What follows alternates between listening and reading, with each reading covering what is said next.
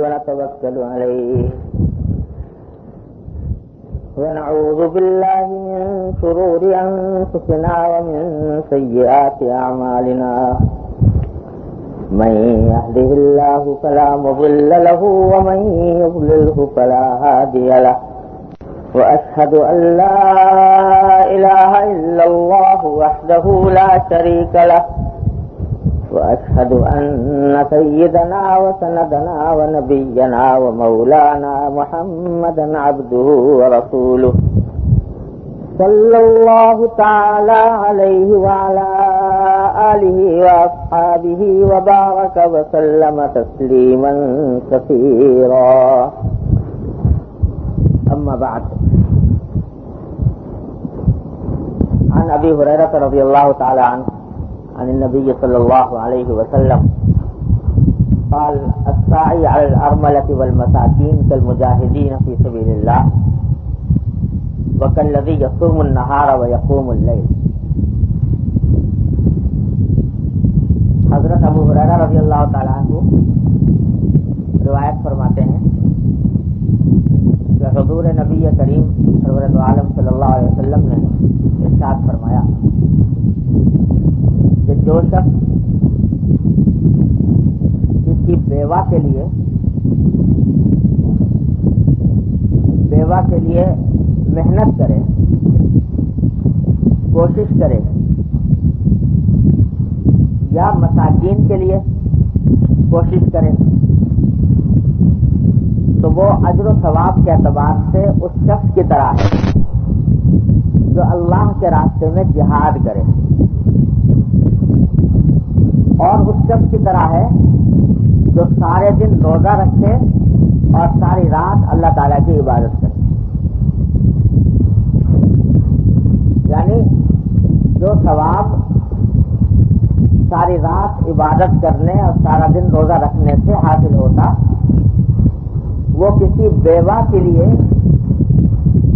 کوئی محنت اور کوئی عمل کرنے سے اللہ تبارک و تعالیٰ عطا فرما دیتے ہیں. اور اسی طرح اللہ تعالیٰ کے راستے میں جہاد وہ عظیم عبادت ہے کہ اس کے برابر کوئی اور عبادت نہیں. لیکن فرمایا کہ اگر کسی بیوہ یا مسکین کے لیے آدمی محنت کرے تو اللہ تبارک و تعالیٰ اس کو گھر بیٹھے جہاد فی سبیل اللہ کا ثواب عطا فرما دیتے ہیں. اور لفظ یہ استعمال فرمایا کہ الساعی علی الارملہ، بیوہ کے لیے کوشش کرنے والا، محنت کرنے والا. اس کے معنی یہ بھی ہے کہ اس کے لیے کمائے اور کمائی اپنی خرچ کرے بیوہ پر، اور یہ معنی بھی ہے کہ اس کی کوئی اور خدمت بجا لائے جس سے اس کا فائدہ ہو اور جس سے اس کو مدد ملے. یہ سب باتیں داخل ہیں الساعی علی الارملہ میں.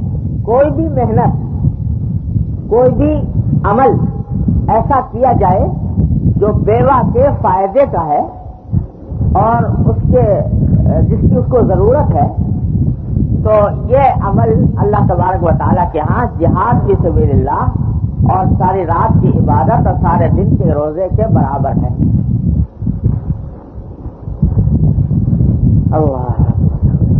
اور بھی حدیثیں آگے امام ترمذی، امام بخاری رحمۃ اللہ علیہ نے روایت کی ہے، اور احادیث میں بیواؤں کی خدمت کا بڑا اجر و ثواب وارد ہوا ہے، تاکید بھی آئی ہے. اور بات دراصل یہ ہے کہ اس کائنات میں کوئی شخص کسی کو کچھ نہیں دے سکتا. کوئی دے سکتا ہے؟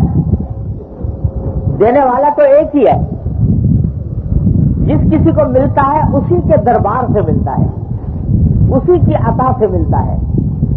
اسی نے ساری مخلوقات کے رزق کا اپنے ذمہ لیا ہوا ہے اور وہ پہنچاتا ہے. لیکن اس کی سنت یہ ہے کہ وہ پہنچاتا ہے کسی واسطے کے ذریعے، کسی کو واسطہ بنا دیتا ہے. تو جب تک کسی عورت کا کوئی شوہر زندہ تھا یا کسی بچے کا باپ زندہ تھا، اللہ تعالیٰ نے اس کو واسطہ بنا رکھا تھا دینے کا، نہ شوہر کو دے سکتا تھا نہ باپ کو دے سکتا تھا، دینے والا تو وہی تھا، لیکن اس نے واسطہ بنا دیا تھا، کبھی باپ کو، کبھی شوہر کو، کبھی بھائی کو، کبھی کسی اور کو۔ اب جب یہ واسطہ اللہ تبارک و تعالیٰ نے ایک طبعی واسطہ ہے، فطری واسطہ ہے باپ کا، یہ شوہر کا، جب اللہ تبارک و تعالیٰ یہ فطری واسطہ واپس لے لیتے ہیں، اپنے پاس بلا لیتے ہیں، تو اب دینے والے تو وہی ہیں، تو اب وہ خود کفیل بن جاتے ہیں، اس کے براہ راست کفیل بن جاتے ہیں۔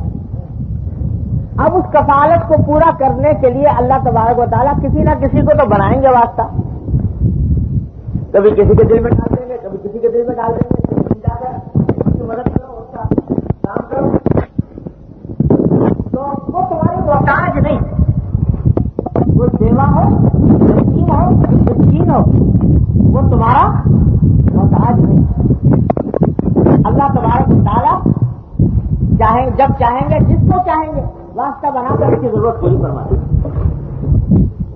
لیکن یہ تمہاری سعادت ہے، تمہاری خوش نصیبی ہے کہ تم واسطہ بن جاؤ، بنائیں گے تو وہی، تم نہیں کرو گے، تم نہیں بنو گے، کسی اور کو کھڑا کر دیں گے، اس کی قسمت میں یہ سعادت آ جائے گی، اس کو اللہ تعالیٰ یہ اجر عطا فرما دیں گے، جہاد فی سبیل اللہ کا اور ساری رات کی عبادت کا اور سارے دن کے روزے کا۔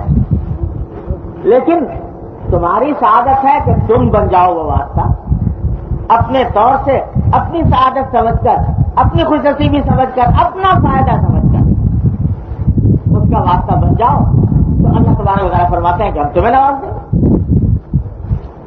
اس واسطے جو کوئی شخص اس کائنات میں کسی دوسرے اللہ کے بندے کے کام آتا ہے، وہ یہ نہ سمجھے کہ میں احسان کر رہا ہوں اس کے اوپر، بلکہ در حقیقت وہ تمہارا محتاج نہیں تھا، محتاج اللہ تعالیٰ ہی کا، جو ہے بندہ وہ اللہ ہی کا محتاج ہے، تمہارا محتاج نہیں، لیکن تمہیں اللہ نے واسطہ بنا دیا، تمہیں توفیق عطا فرما دی، اس کا شکر ادا کرو کہ اللہ تبارک و تعالیٰ نے تمہیں منتخب کر لیا اس واسطہ بننے کے لیے۔ تو اس واسطے یہ کہ بیواؤں اور یتیموں اور بے آسرا لوگوں کی مدد کرنا، ان کے کام آنا، یہ ایسی چیز ہے کہ جس کو آدمی کو ڈھونڈ ڈھونڈ کر، تلاش کر کر کے یہ سعادت حاصل کرنی چاہیے۔ پچھلے ہفتے کو میں نے آپ کو واقعہ سنایا تھا حضرت مفتی عزیز الرحمان صاحب رحمۃ اللہ علیہ کا، دارالعلوم دیوبند کے مفتی اعظم، میرے والد ماجد رحمۃ اللہ علیہ کے استاد، اور جن سے فتویٰ سارا ان سے سیکھا، 10 جلدوں میں فتوے ان کے چھپے ہوئے۔ دوسری بات میں نے آپ کو بتایا تھا، صبح اٹھ کے پہلا کام یہ کہ جو محلے کے آس پاس کی بیوائیں ہیں ان کے گھروں پہ جانا، ان سے پوچھنا کہ بیوی تمہیں کوئی سودا منگوانا ہو تو بتا دو، سودا ان کا لینا، بازار جانا، بازار سے سودا صرف لینا، واپس ان کے گھر پہنچانا، ان کا حساب کرنا، اور پھر اس کے بعد مدرسے جانا، روز کا معمول، ساری زندگی یہ معمول رہا۔ اس واسطے کہ جانتے تھے کہ یہ در حقیقت یہ ایک سعادت ہے جس کو مل جائے، تو میں کیوں نہ آگے بڑھ کے اس سعادت کو حاصل کر لوں۔ یہ حضرات میرے الفاظ اور نفوس کے عالم نہیں تھے ہم جیسے، کہ بس الفاظ سیکھ لیے، تقریریں کرنے آ گئی اور کتابیں لکھ دی اور فتوے لکھ دیے۔ اللہ تبارک و تعالیٰ نے ان کو دین کی صحیح فہم عطا فرمائی تھی، اعمال صالحہ کا شوق عطا فرمایا تھا، اللہ تبارک و تعالیٰ کے یہاں اجر و ثواب حاصل کرنے کی توفیق عطا فرمائی تھی، ایک ایک عمل ایسا کہ جس سے اجر و ثواب حاصل ہو اور کوئی نعمت چھوٹنے نہ پائے۔ تو اس واسطے ڈھونڈ ڈھونڈ کے، تلاش کر کر کے اس بات کی فکر چاہیے کہ آدمی اس سعادت میں حصے دار بن جائے۔ اب دیکھو، ایک تو اللہ تبارک و تعالیٰ نے ایسی مد رکھی دی ہے کہ چاروں ناچار ہر مسلمان کو وہ پیسہ خرچ کرنا ہی ہے کسی صحیح مصرف پر، وہ ہے زکات۔ زکات اللہ تعالیٰ نے ہر صاحب حیثیت صاحب نصاب مسلمان پر فرض کر دیا، اور اس زکات کے بارے میں یہ فرما دیا کہ وَإِنَّ فِي أَمْوَالِهِمْ وَفِي أَمْوَالِهِمْ حَقٌّ لِلسَّائِلِ وَالْمَحْرُومِ۔ یہ جو زکات تم کسی کو دے رہے ہو نا، یہ تمہارا احسان نہیں ہے، یہ اس جس کو دے رہا ہے اس کا حق ہے تمہارے مال میں۔ اللہ تبارک و تعالیٰ نے وہ حق قائم کر دیا ہے تمہارے مال میں۔ تو یہ ایسا نہیں ہے کہ کوئی احسان کر رہے ہو تم اس کے اوپر جس کو زکات دے رہے ہو، اس کا حق۔ قرآن نے لفظ یہ استعمال کیا کہ اموالہم حق، اور ایک جگہ فرمایا حق معلوم للسائل والمحروم، یہ اس کا حق ہے ہر سائل اور محروم کا تمہارے مال کے اندر۔ کیوں ہے؟ تم کہو کہ صاحب کمایا تو ہم نے اپنے محنت کر کے اور کوشش کر کے اور اپنے زور بازو کے ذریعے، تو دوسرے کا حق کہاں سے آ گیا؟ تو ذرا یہ سوچو کہ یہ جو تم کہہ رہے ہو کہ میں نے کمایا، کیا کیا تم نے اس مال کو حاصل کرنے کے لیے؟ تمہارے بس میں تھا کہ کما لیتے؟ بھئی تمہارے بس میں زیادہ زیادہ یہ تھا نا کہ دکان کھول کے بیٹھ جاتے، گاہک کو لانا تمہارے قبضے میں تھا۔ اگر فرض کرو یہ سمجھ لو کہ ایک دکان کھولنا اور اس میں سامان لا کے جمع کر لینا، فرض کرو یہ تمہارا ہی کام تھا، اول تو یہ بھی تمہارا نہیں، اس لیے کہ یہ کسی پیسے سے حاصل کیا، وہ پیسہ کہاں سے آیا؟ تو جو مال تمہیں ملا وہ مال کہاں سے آیا؟ لیکن فرض کر لو کہ تمہاری ہی محنت سے اور تمہارے ہی پیسے سے تم نے دکان کھول لی، لیکن اس دکان کے اوپر گاہک کس نے بھیجا؟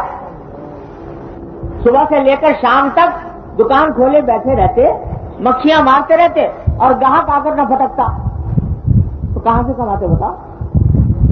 یہ تو اس نے نظام ایسا بنا دیا کہ تمہارے دل میں ڈال دیا کہ دکان کھول کے بیٹھو، اور گاہک کے دل میں ڈال دیا کہ جا کر وہاں سے خریدو۔ تمہاری ضرورت اس سے وابستہ کر دی، اس کی ضرورت تمہارے سے وابستہ کر دی۔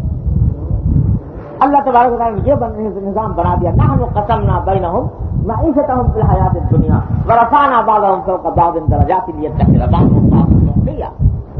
یہ نظام اللہ تبارک و تعالیٰ نے بنا دیا۔ اب دیکھو کہ کوئی مل کے سارے آدمیوں نے مل کے کوئی کانفرنس کی تھی جس میں بتایا تھا بھائی تم کپڑے کی دکان کھولنا، تم جوتے کی کھولنا، تم آٹے کی کھولنا، تم چینی کی کھولنا، اس کو کانفرنس کی تھی؟ کوئی آپس میں مشورے کے ذریعے کام ہوا تھا؟ بھائی ضرورت آٹے کی بھی تھی، چینی کی بھی تھی، اور جناب کپڑے کی بھی تھی، اور جوتے کی بھی تھی، اور ہزار سارے کی دنیا کی ضرورتیں تھی۔ کیا ہو سکتا تھا کہ سب لوگ ایک طرف چل پڑتے اور کوئی ضرورت کی چیز ایسی ہوتی تو اس کی دکان کھولی؟ ہو سکتا ہے کہ نہیں؟ لیکن اللہ تبارک و تعالیٰ نے نظام ایسا بنایا کہ ہر ایک کے دل میں یہ بات ڈالتی کہ تو فلاں چیز کی دکان کھول، تو فلاں چیز کی دکان کھول، تو فلاں چیز کی دکان کھول۔ آج ذرا سوچو تو صحیح کہ آج اگر کوئی شخص پیشہ اختیار کرنا چاہے کہ بھئی میں کمائی پیسے کمانے کے لیے، تو کیا کوئی یہ بھنگی کا جمعدار کا پیشہ اختیار کرے گا اپنے شوق سے؟ کوئی آدمی چاہے گا کہ میں یہ پیشہ کروں تاکہ اس سے پیسے کماؤں؟ کوئی بھی نہیں چاہے گا۔ لیکن ایک قوم ہے جس کے دل میں ڈال یہ رکھا ہے کہ تیرا رزق اس سے وابستہ ہے، اور اس کے دل میں یہ خیال نہیں آتا کہ ہم یہ گندا کام کیوں کریں، اور ہزار کام ہے دنیا میں کرنے کے اور اس سے پیسے لوگ کما رہے ہیں، تو اسی کی طرف کیوں نہ جائیں؟ ان کے دل میں یہ خیال آتا ہی نہیں، ساری زندگی گزار دی اسی کام میں، نسلیں پیدا ہو رہی ہیں تو وہ بھی اس کو بچے کو وہی سکھا رہے ہیں کہ یہ کام کر، اور کبھی دل میں خیال نہیں آتا کہ اس پیسے کو چھوڑ کے کوئی اور ذرا صاف ستھرا پیسہ اختیار کرنا۔ کیوں؟ اس لیے کہ ضرورت ہے، اور اگر ہر ایک اس کو چھوڑ کے بیٹھ جائے تو گندگی کے ڈھیر لگ جائے، زندگی دوبر ہو جائے۔ اس کے دل میں ڈالا ہوا ہے کہ تو یہی کام کر، حالانکہ دیکھنے میں بڑا نچلے درجے کا پیشہ نظر آتا ہے۔ بلکہ اگر دیکھو وہ آپس میں بیٹھیں گے تو آپس میں اس بات پر فخر کریں گے کہ بھائی میں 10 گھر کماتا ہوں تو 5 گھر کماتا ہے. بولے میں 10 گھر کی گندگی اٹھاتا ہوں تو 5 گھر کے گھر کی اٹھاتا ہے. اس بات پر فخر ہوگا کہ میں زیادہ گھروں کی گندگی اٹھاتا ہوں. اسی پیشے میں اللہ تبارک و تعالیٰ نے اس کو ایسی بس اسی میں اس کو راحت دے دی ہے, اسی میں اس کو عافیت دے دی ہے, اسی سے اس کا رزق وابستہ کر دیا. ورنہ اگر یہ ہو جائے تو میں ہم کیوں کریں گے کام, تو ایک ایک بڑے سے بڑا سرمایہ دار اور دولت مند جو ہے وہ ان کے پاؤں پکڑنے پر مجبور ہو جائے کہ خدا کے لیے یہ کام کر لو, اور پھر بھی نہ کریں. لیکن اللہ تبارک و تعالیٰ نے نظام ایسا بنایا ہے, کسی انسان کے بس میں تھا نہیں کہ جس ضرورت کے لیے نکلو گے کہ وہ ضرورت پیش آ گئی ہے, اس ضرورت کو فراہم کرنے والا بازار میں موجود ہے. پہلے کس طرح دل میں لوگوں کے باتیں ڈالتے ہیں کہ بھائی تم یہ کام کرو, تم یہ کام کرو, اور اس دل میں ڈالنے کے نتیجے میں حالت یہ ہے کہ کوئی دنیا کی ضرورت رکتی نہیں. جس بات کی ضرورت پیش آتی ہے اس کا فراہم کرنے والا موجود ہے, مل جاتا ہے. یہ نظام اس نے بنا رکھا ہے. تو زیادہ سے زیادہ تمہارے قبضے میں یہ تھا کہ دکان کھول کے بیٹھ جاتے, گاہک تو اسی نے بھیجا. پھر تم کہتے ہو کہ میں نے کھیتی اگائی, تمہارے بس میں تھا کھیتی اگانا؟ کھیتی اگانے میں زیادہ سے زیادہ تمہارا دخل اتنا ہے کہ زمین تم نے صاف کر دی, پتھر اس میں سے نکال دیے, رکاوٹیں اس میں سے دور کر دی, اور بیج تم نے ڈال دیا. بس اس سے آگے ہے کوئی کام؟ جو بیج ڈالا تھا زمین کے اندر, اس بیج کی پرورش کون کر رہا ہے؟ وہ بیج جو ہے وہ کس طرح پرورش پا رہا ہے, اور بیج پرورش پانے کے بعد کس طرح کوپل بن رہا ہے, اور کس طرح وہ چھوٹی سی ننھی سی کوپل وہ پوری اتنی بھاری زمین کا پیٹ چاک کر کے نمودار ہو رہی ہے. ایک چھوٹی سی کوپل کہ ایک بچہ بھی اگر اس کو انگلی سے مسل دے تو ختم ہو جائے, مگر وہی ننھی سی کوپل جب زمین میں سے نکلتی ہے تو کیا حال ہوتا ہے؟ اس کی بڑی زمین کا پیٹ پھاڑ کر کئی سالیں نکل کے نمودار ہو جائے. اور پھر وہ کوپل تمہارے بس میں تھا کہ اس کو پودا بناتے اور اس پودے سے پھل نکالتے.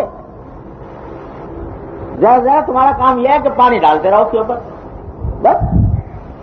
لیکن اس پانی وہی پانی ایک پودے کے اوپر ڈل رہا ہے تو اس سے آم پیدا ہو رہا ہے, اور وہی پانی ایک پودے کے اوپر پڑ رہا ہے تو اس سے امرود پیدا ہو رہا ہے, اس سے گندم پیدا ہو رہا ہے, اس سے جو پیدا ہو رہا ہے, اس سے مکئی پیدا ہو رہی. وہی زمین ہے, وہی پانی ہے, وہی ہوا ہے, وہی روشنی ہے. لیکن کس طریقے سے اللہ تعالیٰ تمہاری ضروریات اس طرح پوری فرما ہے. اللہ اسی کو قرآن کریم فرمایا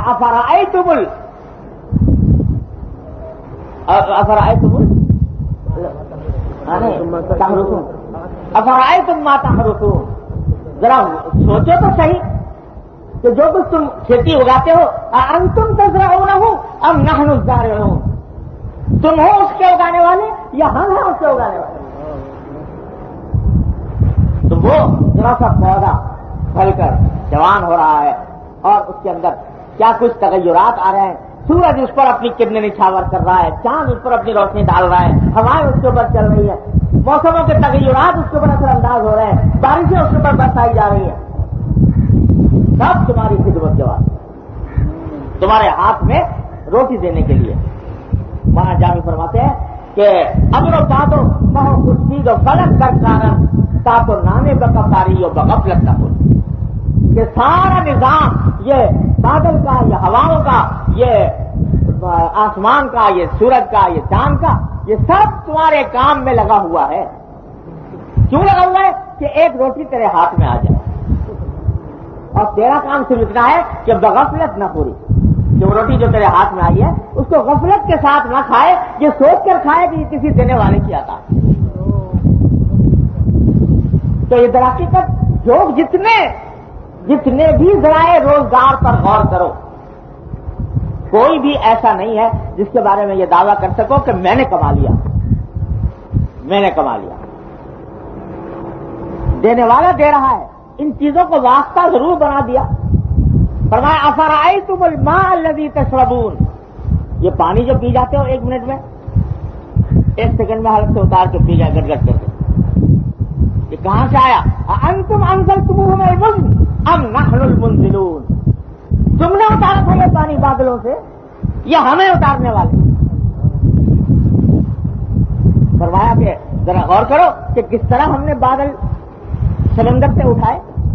سمندر میں ذخیرہ کر رکھا ہے پانی، وہاں ذخیرہ ایسا کر رکھا ہے کہ اگر وہ میٹھا پانی ہوتا تو اس میں لاکھوں کروڑوں جانور ہر روز مرتے ہیں، پتہ نہیں خراب ہو کے کیا اثر بنتا، لہٰذا اس کو کر دیا کڑوا، اس میں نمکیات ہیں، اس سے نمکیات ہیں، لہذا وہ خراب نہیں ہوتا۔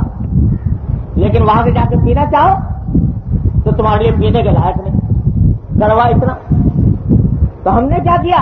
بادل اٹھائے اس سمندر، بادل اٹھائے اسی سمندر سے، مانسون اٹھا، اور اس میں کیا آٹومیٹک مشین لگی ہوئی ہے بادلوں کے اندر کہ وہ بادل کے اندر جب آیا پانی تو وہی پانی جو کڑوا تھا، نمکین تھا، پینے کے لائق نہیں تھا، بادلوں کے اندر جا کر پینے کے لائق ہو گیا، میٹھا ہو گیا،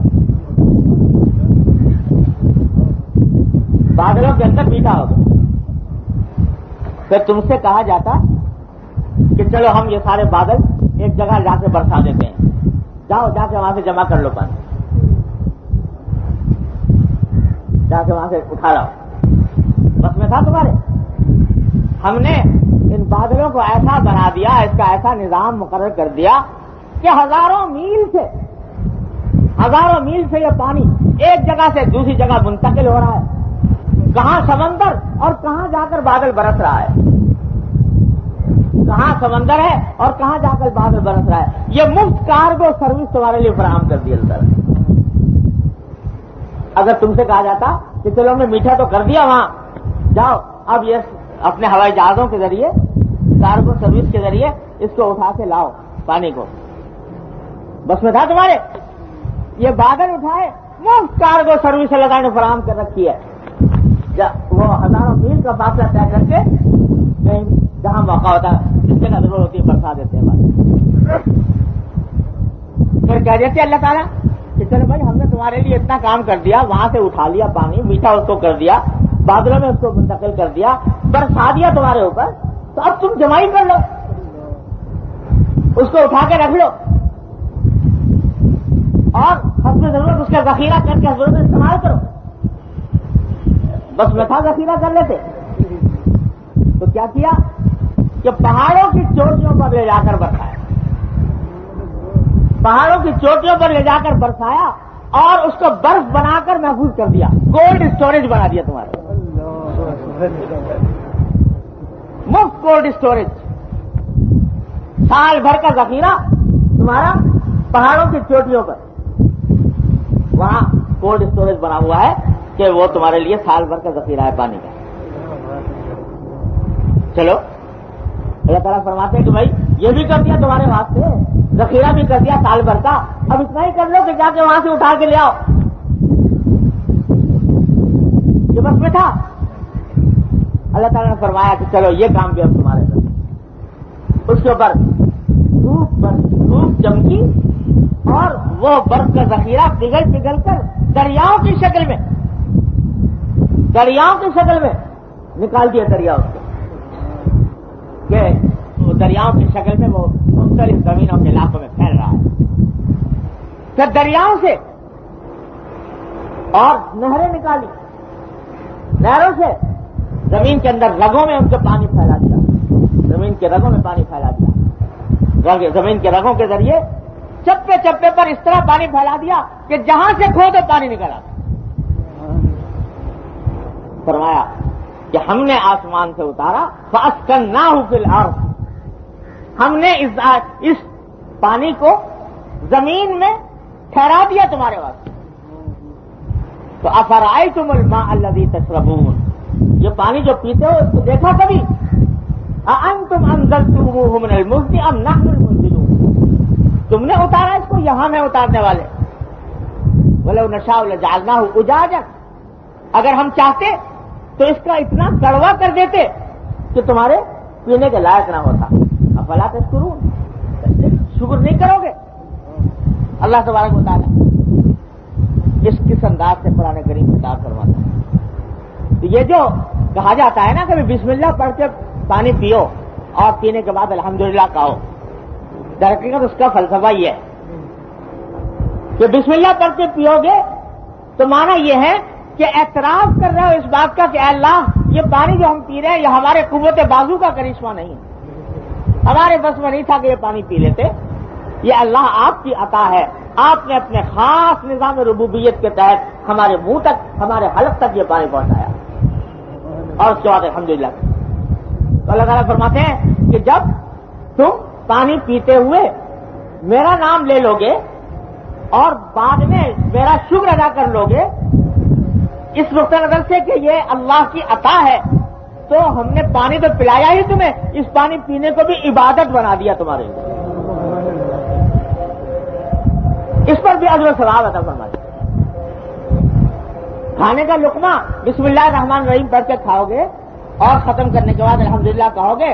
اور ذرا سا یہ تصور کر لیا کرو، یہ بات جو میں بتا رہا ہوں کہ کس کس طریقے سے اللہ نے پہنچایا تمہارے تک، اس کو سوچ کر جب کھاؤ گے اور دل سے تمہارے شکر نکلے گا کہ اللہ آپ کا فضل و کرم ہے کہ آپ نے ہمارے منہ تک یہ بات یہ چیز پہنچائی، تو جب یہ شکر ادا کرو گے تو یہ کھانا بھی تمہارے لیے عبادت بنا دے. اور یہ فرق ہے مسلمان میں اور کافر میں. تو خیر کہہ یہ رہا تھا کہ جس چیز کو کہتے ہیں کہ ہم کہتے ہیں کہ ہماری کمائی ہماری کمائی ہماری کمائی، ارے بھائی کیا ہے تمہارا اس کمائی میں حصہ؟ وہ جو کچھ کمائی ہے وہ تو دینے والے نے دی تمہیں، اور اسی کی عطا ہے، اسی کا رزق ہے. جب اس کی عطا ہے، اس کی تخلیق ہے، اس کی عطا ہے، اس کی دین ہے، تو اصل میں تو مالک وہی ہوا جس نے پیدا کیا، جس نے تم تک پہنچایا، جس نے تمہارے لیے یہ راستے پیدا کیے. اصل مالک تو وہ ہے.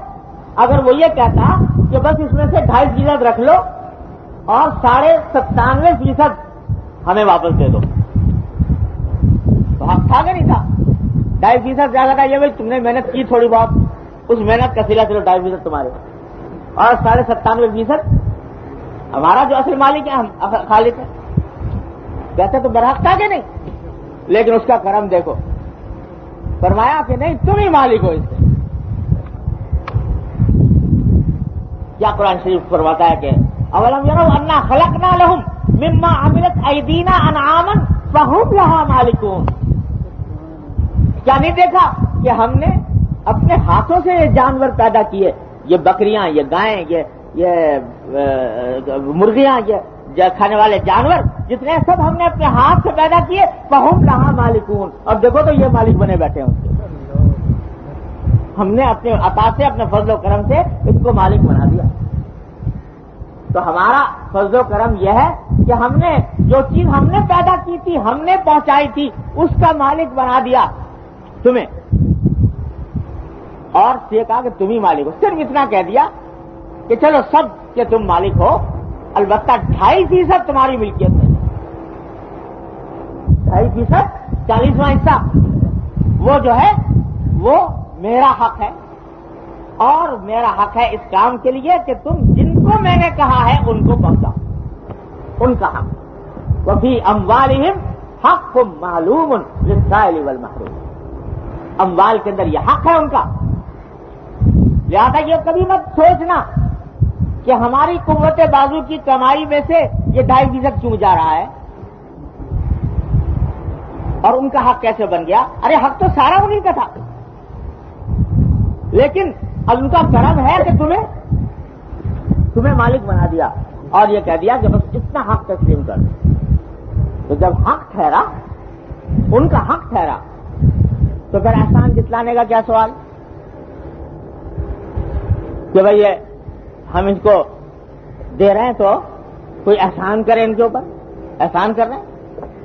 ارے بھائی کسی کا قرضہ تمہارے ذمہ واجب تھا، تم اس کا قرضہ ادا کرو، کوئی احسان ہے یہ؟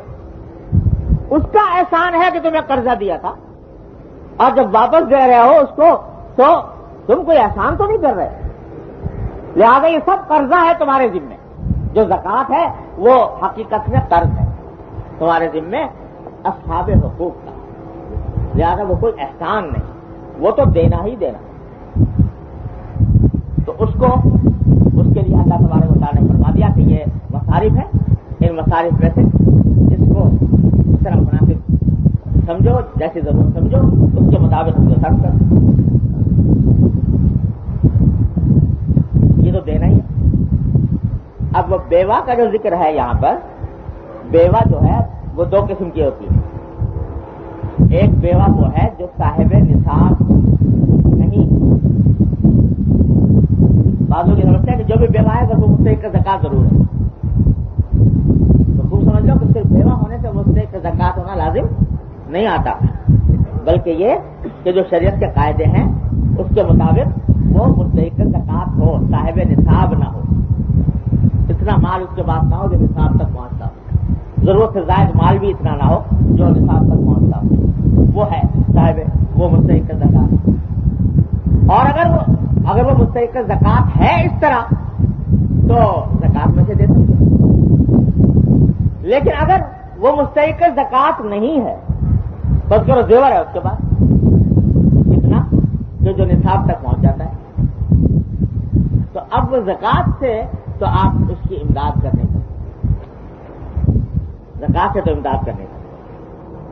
تو ب پھر بھی یہ فضیلت ہے حاصل کرنی ہے کہ الساعی علی الارملہ، کہ بیوہ کے لیے کوشش کرنے والا جو ہے اس کو جو فضیلت حاصل ہے جہاد فی سبیل اللہ اور اس ساری رات کی عبادت دن بھر کے روزے کی، یہ فضیلت حاصل کرنے کا معاملہ یہ ہے کہ زکوٰۃ کے علاوہ بھی کچھ خرچ کیا کرو اللہ کے راستے میں. سارے مصارف خیر کو اٹھا کر زکوٰۃ ہی کے اوپر مسلط کر دینا، یہ کوئی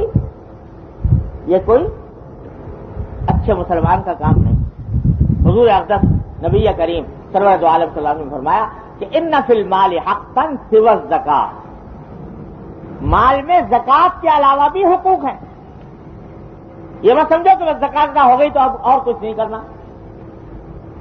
یہ ایک ہمارے یہاں ذہنیت پیدا ہو گئی ہے کہ اب جو کچھ جو کہ زکوٰۃ نکالتے ہیں الحمدللہ اللہ تعالیٰ کا شکر ہے، نعمت ہے اس کی، تو اب جو کچھ بھی کوئی خیر کا نیکی کا کام کرنا ہے وہ اسی 2.5% میں کرنا ہے. لہٰذا مسئلے ہر وقت پوچھتے رہتے ہیں کہ وہاں بھی زکوٰۃ لگ سکتی ہے کہ نہیں، وہاں بھی لگ سکتی ہے کہ نہیں. چاہتے ہیں کہ جو کچھ بھی نیکی کا کام ہو وہ اسی 2.5% میں آ جائے، باقی 97.5% نیٹ ہمارے پاس رہے. سمجھا؟ تو اس لیے وہ یہ مسئلے پوچھتے ہیں. مسجد تعمیر ہو رہی ہے کہ صاحب مسجد میں زکوٰۃ لگا دیں، مدرسہ تعمیر ہو رہا ہے بلاؤ مدرسہ لگا دیں. حالانکہ یہ مصارف زکوٰۃ کے نہیں ہیں، ان میں زکوٰۃ نہیں لگ سکتی. اور جو مستحق صاحب نصاب نہیں ہے اس کو بھی زکوٰۃ نہیں لگ سکتی. لیکن بعض اوقات بیچارہ ضرورت مند ہوتا ہے. کتنی بیوائیں ہیں ایسی کہ زیور ہونے کی وجہ سے وہ مستحق زکوٰۃ تو نہیں لیکن بیچاری حاجت مند ہے. تو اب یہ چاہو کہ نہیں میں 2.5% میں کروں جو کچھ کروں، یہ بات صحیح نہیں. بلکہ فرمایا کہ زکوٰۃ کے علاوہ بھی تمہارے مال میں حق ہے. زکوٰۃ تو فرض ہے نا، باقی اور بھی تو کچھ ہے. نماز پڑھتے ہو تو صرف فرض پڑھتے ہو، سنتیں بھی پڑھتے ہو. نماز جب پڑھتے ہو تو صرف فرض پر اکتفا کر لیتے ہو، سنتیں بھی پڑھتے ہو، نفلیں بھی پڑھتے ہو. تو اسی طرح یہ زکوٰۃ ہے فرض اور باقی صدقات اور خیرات ہیں سنت اور نفل. تو وہ سنت اور نفل بھی ادا کرنے چاہیے. مسجد تعمیر ہو رہی ہے اس میں چندہ دینا ہے، مدرسہ تعمیر ہو رہی ہے اس میں دینا ہے. جو مستحق زکوٰۃ نہیں ہے لیکن ضرورت مند ہے ان تک مال پہنچانا ہے، تو یہ اس کے لیے الگ ہونا چاہیے. اور اس کے بارے میں فرما دیا اللہ تبارک و تعالی نے کہ مثل ما ينفقون في سبيل الله كحبة انبتت 7 سنابل في كل سنبلة 100 حبة، کہ جو آدمی کوئی اللہ کے راستے میں 1 روپیہ 1 پیسہ بھی خرچ کرتا ہے، اس کی مثال ایسی ہے جیسے کہ ایک دانہ ڈالا تم نے زمین میں، وہی گندم کا ایک دانہ زمین میں ڈالا، انبتت 7 سنابل، اس ایک دانے سے 7 خوشے برآمد ہوئے اور ہر خوشے میں 100 دانے، تو ایک دانے سے 700 بن گئے۔ تو جو 1 پیسہ 1 روپیہ اللہ تعالیٰ کے راہ میں خرچ کرو گے تو اس سے 700 گنا زیادہ اللہ تبارک و تعالیٰ اجر عطا فرمائیں گے۔ واللہ یضاعف لمن یشاء، اور یہ فرمائیں گے تو ہم نے تمہیں سمجھانے کے لیے کہہ دیا کہ 1 کے 700 بنا دیں گے، لیکن اللہ تعالیٰ تو اس سے چند در چند جس کے لیے چاہے کرے۔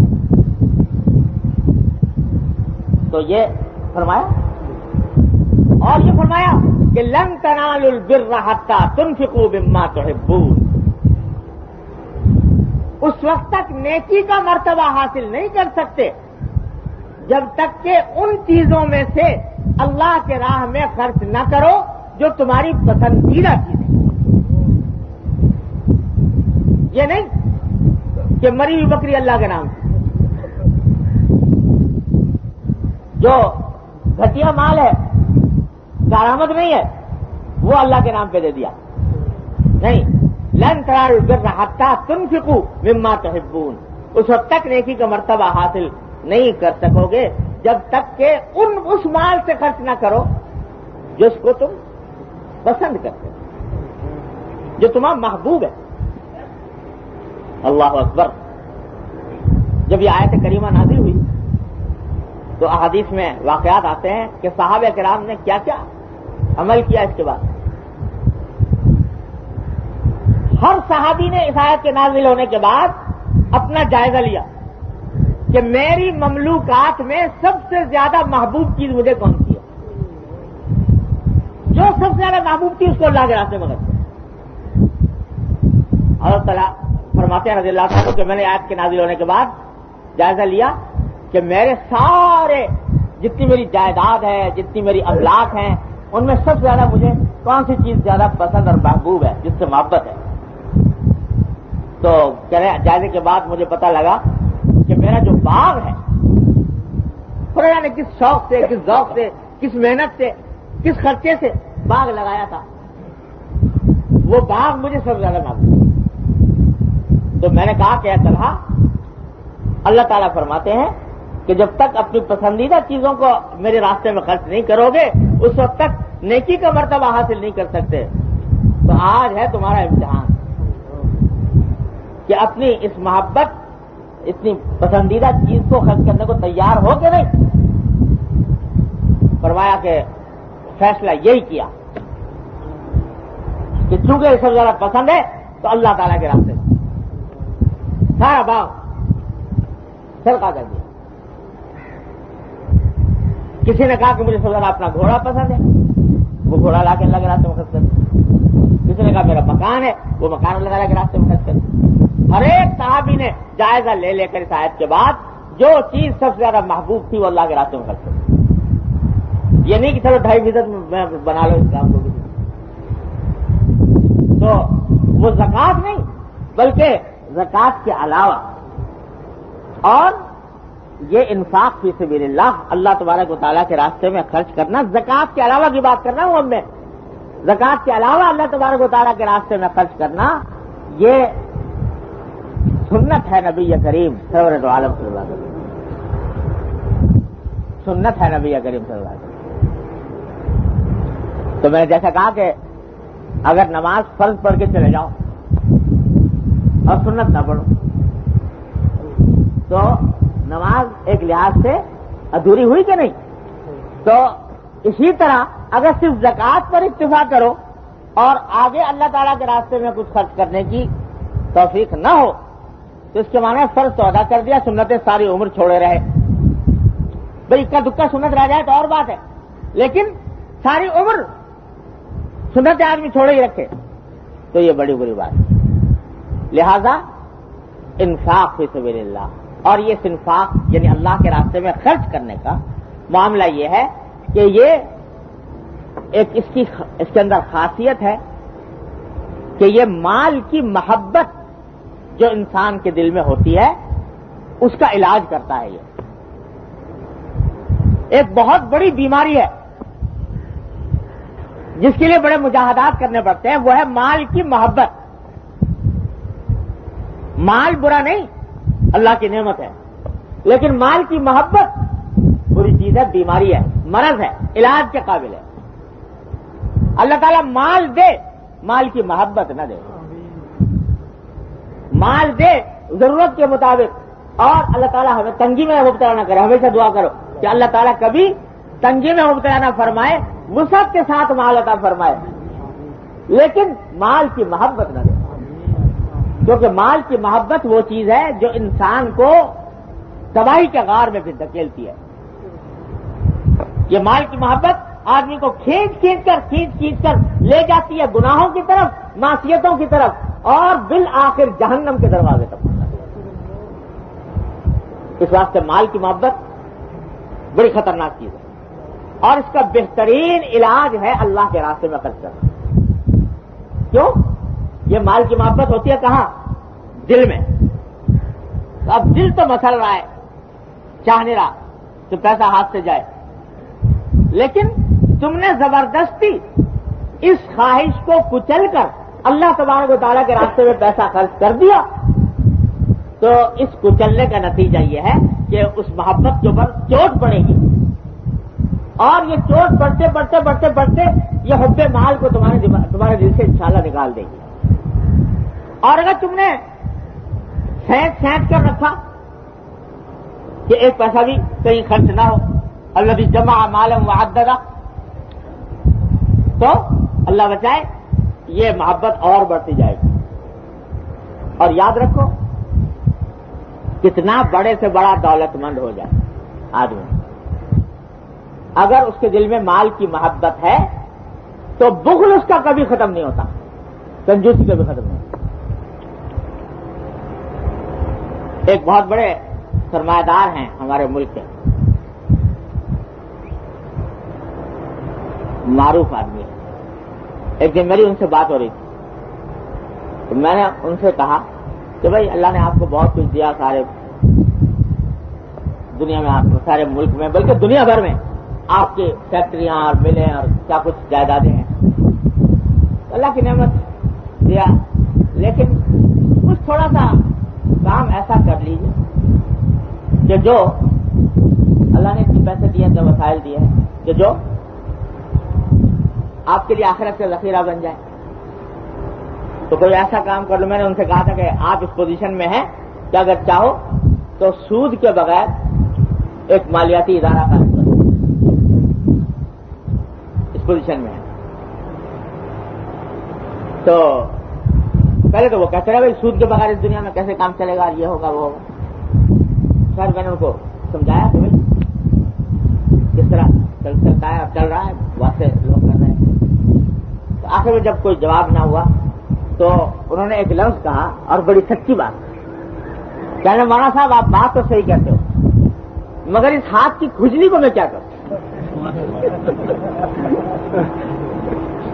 اسی طرح ہاتھ میں اشارہ کر کے ہاتھ کی کھجلی کو میں کیا کروں؟ تو اب یہ کھجلی ایسی چیز ہے کہ اس کا کوئی علاج کسی کے پاس نہیں. اور بڑا صحیح لفظ انہوں نے استعمال کیا اس واسطے کہ کھجلی کی خاصیت یہ ہے کہ جتنا کھجاؤ گے اتنی ہی خارج بڑھے گی. اس کی خاصیت یہ ہے کہ جتنا کھجاؤ گے اتنی خارج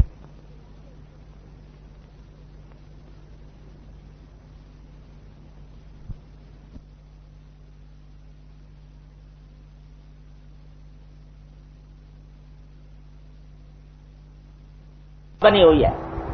یہی خواہش ہے کہ جو مال و دولت کے ذخیرے جمع کرنے کے باوجود پھر بھی ناجائز ذرائع سے، رشوت سے، دھوکے سے، فریب سے مال جمع کرنے کے اوپر انسان کو مجبور کر رہی ہے. یہ خواہش، اس کا علاج ہے انفاق فی سبیل اللہ، اللہ تبارک و تعالیٰ کے راستے میں خرچ کرنا. علاج ہے اور ایسا علاج ہے کہ جو کچھ جاتا ہے حقیقت میں جاتا نہیں. اگر اخلاص کے ساتھ اللہ تبارک و تعالیٰ توفیق دے تو جو جاتا ہے وہ حقیقت میں نہیں جاتا. اللہ تعالیٰ فرماتے ہیں, حضور اقدس صلی اللہ علیہ وسلم نے ارشاد فرمایا کہ اللہ تعالیٰ نے ایک فرشتہ مقرر کر رکھا ہے جو صبح شام یہ دعا کرتا ہے کہ اللہم اعط لمنفق خلفا ولممسک تلفا, کہ اللہ جو آپ کے راستے میں مال خرچ کر رہا ہے اس کو اس کا بدلہ عطا فرمائیے. آخرت میں تو ملے گا ہی, دنیا میں بھی عطا فرمائیے. اور جو اس کو سینٹ کے رکھ رہا ہے, روک روک کے رکھ رہا ہے, اس کے مال پر تباہی عطا فرمائیے. آت لمنفق خلفا ولممسک تلفا. اور قرآن فرماتا کہ یمحق اللہ الربا ویربی الصدقات, کہ اللہ تعالیٰ سود کو تو مٹاتے ہیں اور صدقات کو بڑھاتے ہیں. یہ اللہ تعالیٰ کی سنت. تو جو جاتا ہے حقیقت میں نہیں جاتا. آخرت میں تو ملنا ہی ہے انشاءاللہ تعالیٰ, لیکن آج تک کوئی آدمی آپ نے ایسا نہیں دیکھا ہوگا جو اللہ کے راستے میں خرچ کرنے کی وجہ سے مفلس ہو گیا ہو. مفلس کی وجہ سے ہو گیا کہ بھائی بہت خرچ کرتا تھا اللہ تعالیٰ کے راستے. اللہ تعالیٰ اس کا بدلہ دنیا میں بھی عطا کرتا ہے. یہ اللہ تعالیٰ کی سنت ہے. تو اس واسطے انفاق فی سبیل اللہ, اللہ کے راستے میں خرچ کرنا, زکوٰۃ کی حد تک محدود نہ کرو, اس کو اور وسیع کرو, آگے بڑھ. قرآن کریم فرماتا ہے یسألونک ماذا ینفقون. صحابہ کرام پوچھتے ہیں کہ کیا خرچ کریں اللہ تعالیٰ کے راستے, کیا خرچ کریں. تو ایک جملہ, ایک لفظ فرما دیا اللہ تعالیٰ نے, قل العفو. آپ کہہ دیجئے کہ جو ضرورت سے زائد ہو, یعنی خرچ کرنے کی, اللہ کے راستے میں خرچ کرنے کی آخری حد یہ ہے کہ جو تمہاری ضرورت سے زائد ہو, سارا کا سارا تم اللہ کے راستے میں خرچ کر سکتے ہو. آخری حد یہ ہے. تو وہاں تک پہنچنے کی کوشش کرو. ضرورت میں ٹھیک ہے, ضرورت کا حساب لگاتے ہوئے اپنی ساری مناسب ضروریات اپنی اولاد کی کر لو. اس کے بعد جو ہے اس کو فکر کرو کہ تمہارے بینک میں جمع ہو. اس کو آئیڈل چھوڑنے کے بجائے اس کو کیا کرو, اس کو بینک میں جمع کراؤ کہ دوسرے ملک میں, دوسری زندگی میں تمہارے کام آئے. جو پیسہ بچ جاتا ہے نا, سرپلس جسے کہتے ہیں آج کل کی اصطلاح میں, وہ اٹھا کے کہاں ڈالتے ہو, بینک میں, کہ بھائی موقع پر کام آئے گا, تو اس واسطے بینک میں ڈال دیتے ہو. اللہ تعالیٰ فرماتے ہیں کہ میرے بینک میں ڈالو, اور میں اس کی گارنٹی لیتا ہوں کہ جب ملے گا تو کم سے کم 700 گنا ملے گا, کم سے کم 700 گنا. واللہ یضاعف لمن یشاء. اور جس کے چاہے اللہ تبارک و تعالیٰ جس کو جتنا دیتا ہے اور دے, لیکن اتنا تو ملے گا ہی 700 گنا. تو یہ اس جگہ کے لیے ڈالو کہ جب وہاں کوئی پیسہ, کوئی روپیہ, کوئی مال, کوئی دولت تمہارے کام آنے والی نہیں, یہاں ڈال دو. اللہ, تو وہ تمہارے کام آئے گا انشاءاللہ تعالی. تو ضرورت سے زائد.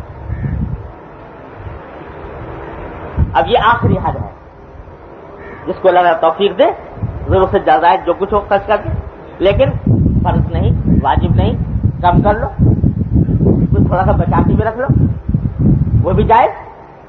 لیکن کچھ ضرور یہ نہیں کہ صرف زکوٰۃ کے اوپر اکتفا کر کے بیٹھ جاؤ. ہمارے بزرگوں کا ایک طریقہ تھا بڑا کارآمد,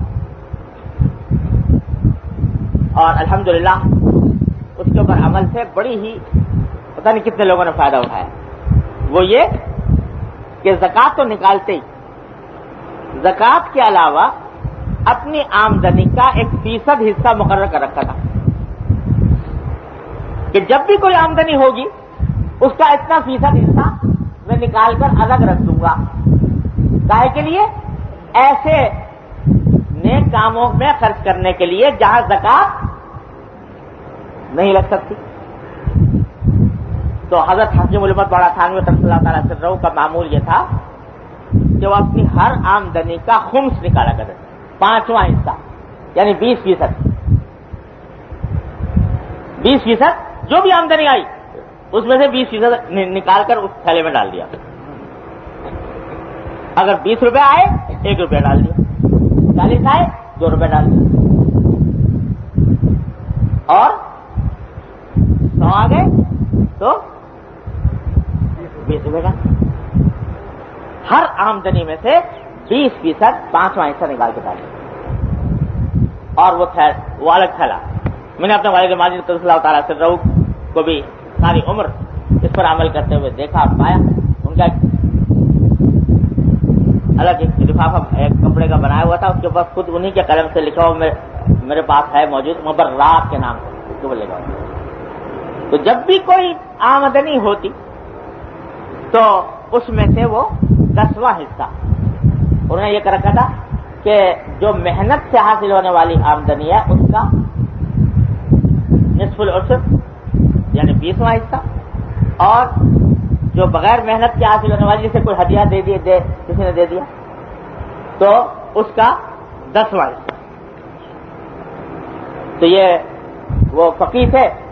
اللہ تعالیٰ نے زمین کی پیداوار میں یہ رکھا ہے کہ محنت سے اگر پیداوار حاصل ہوتی ہے تو اس کا نصف العشر، اور بغیر محنت کی ہوتی ہے تو عشر ہے 10واں حصہ. تو اس سے استیناس کر کے حضرت والد صاحب نے اپنا یہ قاعدہ مقرر کیا ہوا تھا کہ 10واں اور 20واں وہ نکال. اب اس کا نتیجہ یہ تھا کہ انتہائی قلیل آمدنی کے حالات میں بھی، جبکہ بڑے کنبے کی کفالت ان کے سپرد تھی، اور 2 بیوہ بہنوں کی کفالت ان کے بچوں سے بھی، اور اپنی والدہ اور اپنے خاندان کی تولیدہ، باوجود کم آمدنی کے.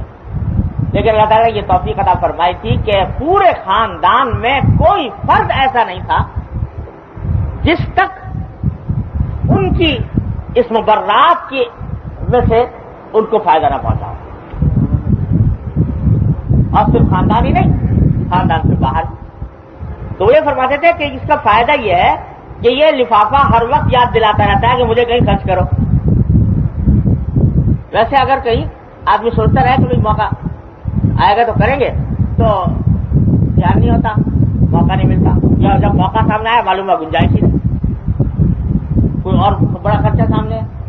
یہ جب تم نے نکال کے ڈالتے رہے تو یہ تمہیں ہر وقت یاد دلاتا رہے گا کہ مجھے کہیں خرچ کرنا. اب جب کہیں موقع، بلکہ ایسا آدمی اس موقع کی تلاش میں رہتا ہے کہ بھائی پیسے بہت جمع ہو گئے اس میں، کہیں جلدی سے اس کو خرچ کروں، موقع کی تلاش میں رہتا ہے، خرچ کرنے کی توفیق ہو جاتی ہے. اور یاد رکھو اللہ تبارک و تعالیٰ کیا مقدار کی بات نہیں ہے کہ میں لاکھ خرچ کیے اور کروڑ کیے اور 50,000 کیے، اور ارے بات تو اس کی ہے کہ کتنے میں سے کتنا خرچ کیا. ایک آدمی جس نے 100 روپے جس کی آمدنی ہے اس نے 1 روپیہ خرچ کر دیا،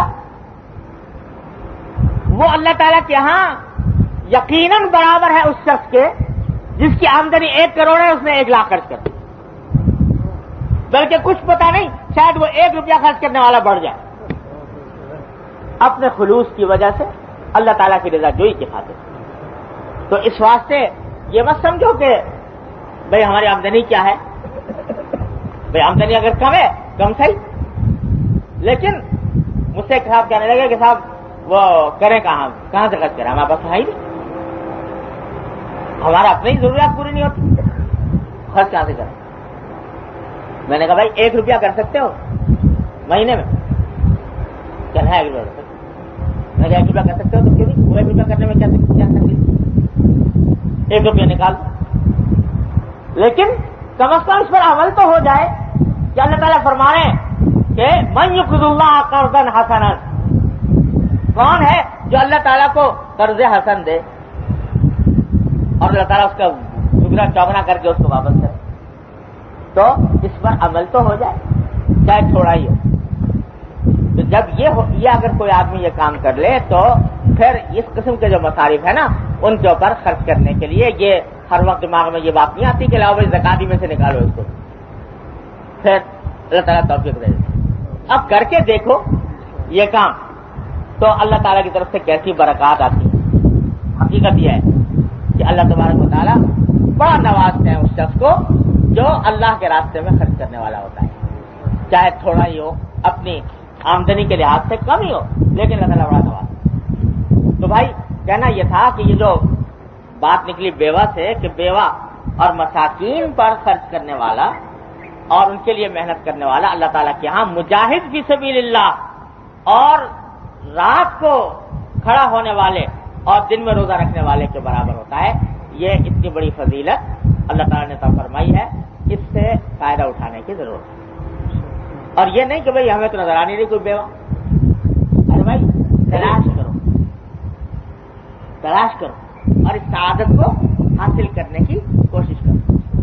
اور اللہ تبارک و تعالیٰ نے ہر عبادت کے الگ خواص رکھے ہیں، یاد رکھو ہر عبادت کے الگ خواص رکھے ہیں۔ صدقہ کے بارے میں یہ فرمایا، یعنی یہ صدقہ ہی ہوا نا کہ نفلی طور پر کسی کی امداد کر دینا، فرمایا ان الصدقہ تطفئ الخطیئہ وتطفئ غضب الرب تعالی۔ صدقے کی خصوصیت یہ ہے کہ یہ گناہوں کو بجھاتا ہے اور اللہ تبارک و تعالیٰ کے غضب کو کم کرتا ہے۔ اللہ تعالیٰ بچائے ہر مسلمان کو، اگر کسی معصیت میں کسی گناہ میں مبتلا ہو گیا ہے آدمی تو اس معصیت اور گناہ کو مٹانے کا ایک بڑا ذریعہ صدقہ ہے۔ بعض اوقات بعض گناہ ایسے ہوتے ہیں اللہ بچائے کہ اللہ تعالیٰ کے غضب کو دعوت دیتے ہیں، اور غضب کو دعوت دینے کے نتیجے میں اللہ بچائے بڑا ہی خطرناک معاملہ ہو جاتا ہے کہ پھر ایمان کا خطرے میں پڑ جاتا ہے۔ اللہ کا غضب اللہ تعالیٰ ہر مسلمان کو محفوظ رکھے۔ تو اس غضب کے بارے میں فرمایا کہ یہ صدقہ ایسی چیز ہے جو اللہ تعالیٰ کے غصے کو دور کرتا ہے۔ اگر فرض کرو غلطیاں ہوئی ہے، گناہ ہوئے ہیں، تو اس کو بجھانے میں اس سے بڑی مدد ملتی ہے صدقے سے۔ اور جب اس کی خاصیت یہ ہے کہ یہ حب مال کو دور کرتا ہے، اور اللہ یہ جو ہے نا سینہ اللہ تعالیٰ نے جو بنایا ہے، یہ دل جو بنایا ہے، یہ ایسی چیز ہے کہ اس میں محبت اصل میں اللہ ہی کی ہونی چاہیے۔ اللہ تعالیٰ نے اپنے لیے بنایا یہ دل جو بنایا انسان کا، یہ اللہ تعالیٰ نے اپنے لیے بنایا کہ اس میں محبت حقیقت میں ہونی چاہیے صرف اور صرف اللہ جل جلالہ۔ تو اللہ کی محبت کب آئے گی؟ جب دوسری محبتوں سے یہ دل خالی ہوگا۔ لیکن اگر اس میں مال کی محبت جمی ہوئی ہے، جاہ کی محبت جمی ہوئی ہے، دنیا کی محبت جمی ہوئی ہے، تو پہلے سے یہ تو گھرا ہوا ہے، نا، تو آکوپائیڈ ہے یہ، لہذا اب اس میں اللہ تعالیٰ کی محبت کہاں سے آئے؟ حضرت حاجی امداد اللہ صاحب رحمۃ اللہ علیہ کا شعر ہے، فرماتے ہیں کہ بھر رہا ہے دل میں حب جاہ و مال، بھر رہا ہے دل میں حب جاہ و مال، کب سماوے اس میں حب ذوالجلال۔ جب اس میں مال اور جاہ کی محبت بھری ہوئی ہے تو رب ذوالجلال کی محبت کہاں سے سمائے گی اس میں آپ؟ تو انفاق کی، اللہ کے راستے میں خرچ کرنے کی ایک خاصیت یہ ہے کہ یہ جب دل کو خالی کرے گا نا محبت سے، مال کی محبت سے، دنیا کی محبت سے، جاہ کی محبت سے، جب خالی کرے گا، جب خالی ہوگا تو یہ تجلی گاہ بنے گا اللہ جل جلالہ کی محبت، اللہ تعالیٰ کی محبت اس میں آنی شروع ہوگی۔ تو ایک نیکی پتہ جانے خدا جانے کتنی نیکیوں کو کھینچتی ہے، کتنی نیکیوں کو ساتھ لے کر آتی ہے۔ تو جب یہ کرو گے تو انشاءاللہ اللہ تعالیٰ کی محبت آئے، گناہ معاف ہوں گے اللہ تعالیٰ کا غضب دور ہوگا اور مال کی محبت دل سے نکلے گی، دنیا کی محبت دل سے نکلے گی اور اس کے نصیب میں اللہ تعالیٰ کی محبت پیدا ہوگی۔ تو یہ معمولی بات نہیں ہے۔ اسی واسطے رسول اقدس نبی کریم صلی اللہ علیہ وسلم کا معاملہ تو یہ تھا کہ وہاں تو کچھ رہتا ہی نہیں تھا۔ نماز مغرب کے لیے تشریف لائے، نماز پڑھانے کے لیے، مغرب کی نماز پڑھانے کے لیے مصلی پر تشریف لائے، اقامت ہو چکی، تکبیر،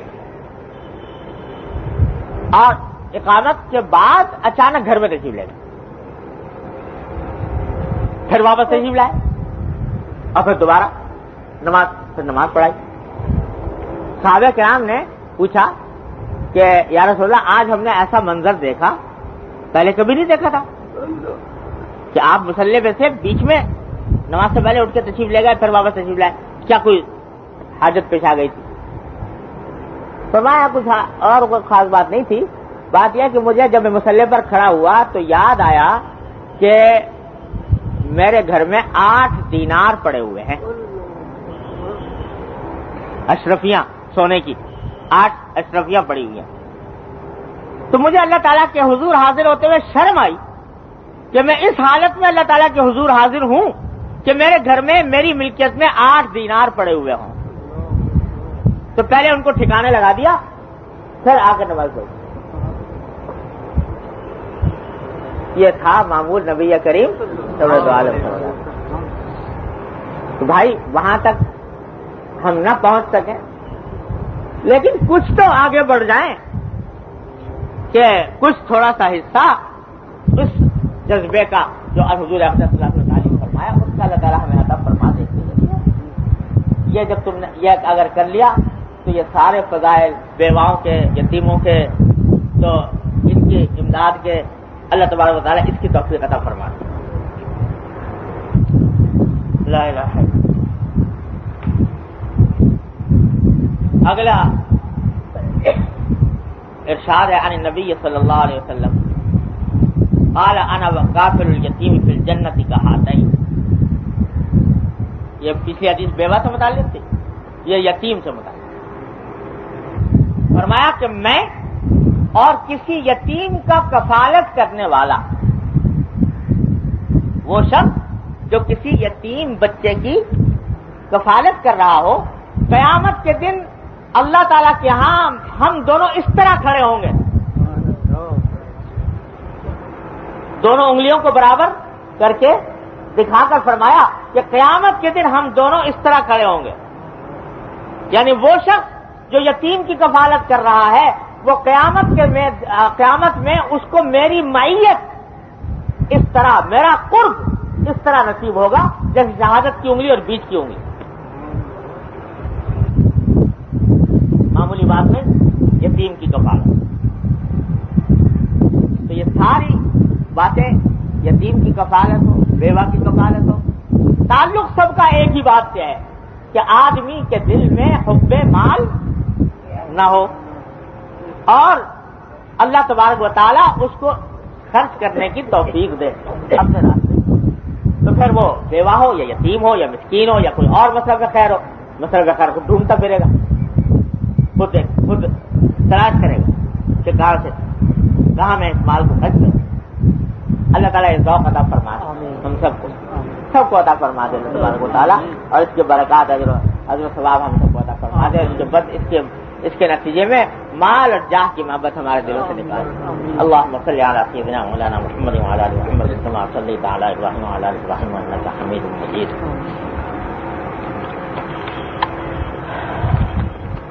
ربنا ظلمنا انفسنا وان لم تغفر لنا وترحمنا لنكونن من الخاسرين۔ ربنا ظلمنا انفسنا